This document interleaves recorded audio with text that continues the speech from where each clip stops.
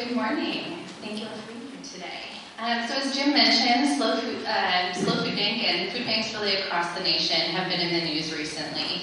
And it's not like in 2020 with sort of striking images of cars lined up for food distributions around major sports stadiums. This time it is with truly overwhelming cuts to our funding. Headlines that more than $1 billion in food and funding that supports our neighbors in need has ceased. Early in March, the SLO Food Bank and our colleagues across the nation found out that $500 million that we use to purchase food from local farmers and local ranchers had been cut. And a few weeks later, we learned that another $500 million in nutritious food that we distribute through our partnership with the federal government had ended so abruptly that semi-trucks that were on their way to food banks around the nation turned around before delivering the food that they were packed with. And for California food banks, these cuts coincided with a looming statewide cut of $60 million that we use to purchase California-grown produce, milk, eggs, and pantry items.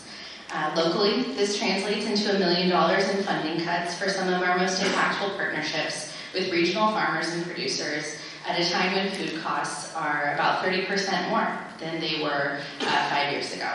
But believe it or not, that's not what worries us most.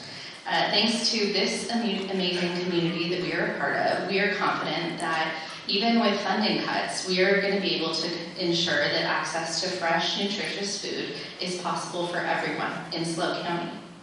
We are funded more than 70% by our community. These funding cuts are large, but we know that our community is here.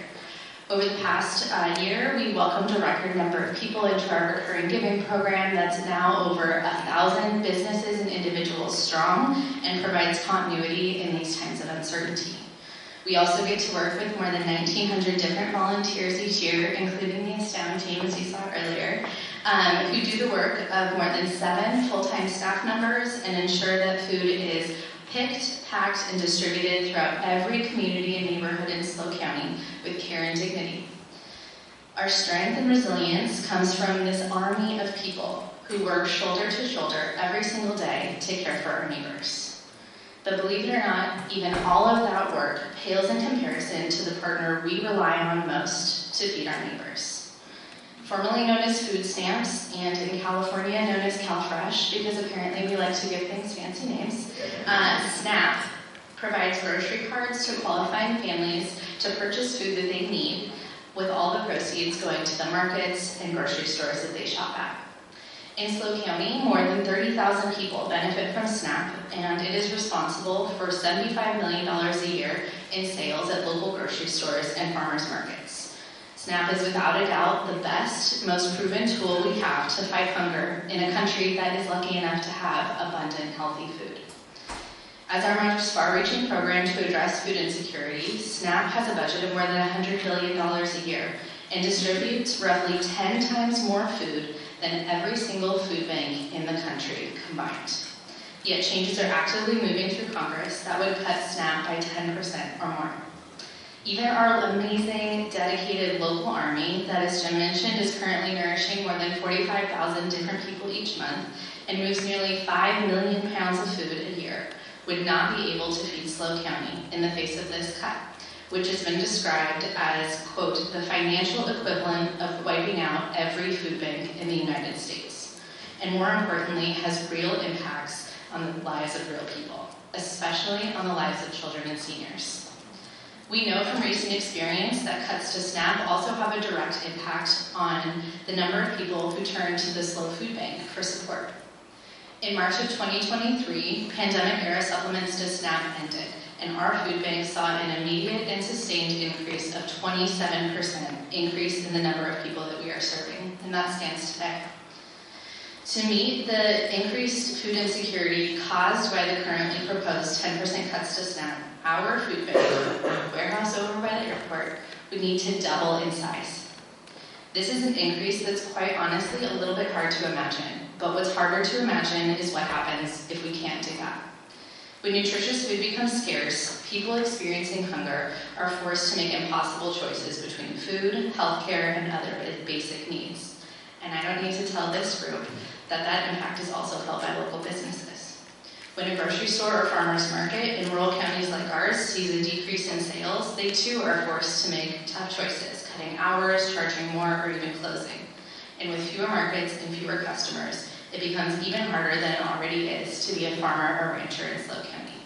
And when they go away, it becomes harder for all of us, everyone in this room, to get the nutritious food that we need.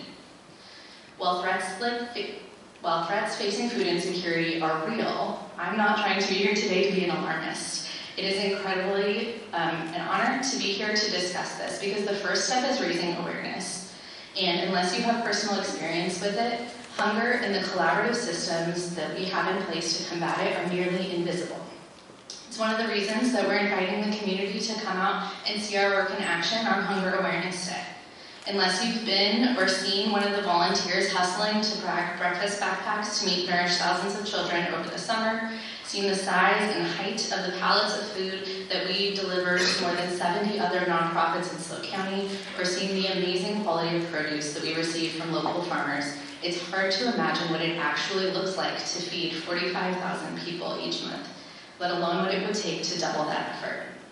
I hope to welcome all of you on June 6th to our warehouse, and I promise it'll be less depressing than everything I've just shared.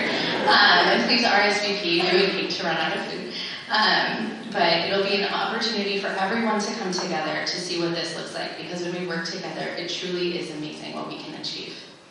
When the food bank was founded 36 years ago, no one imagined that we would be feeding 15% of SLO County, but here we are, we're doing it. What we do now is only possible because time and time again, people in SLO County have refused to let our neighbors go hungry. And while it may be a tall order, I'm optimistic that we will continue to meet the challenges before us. Thank you.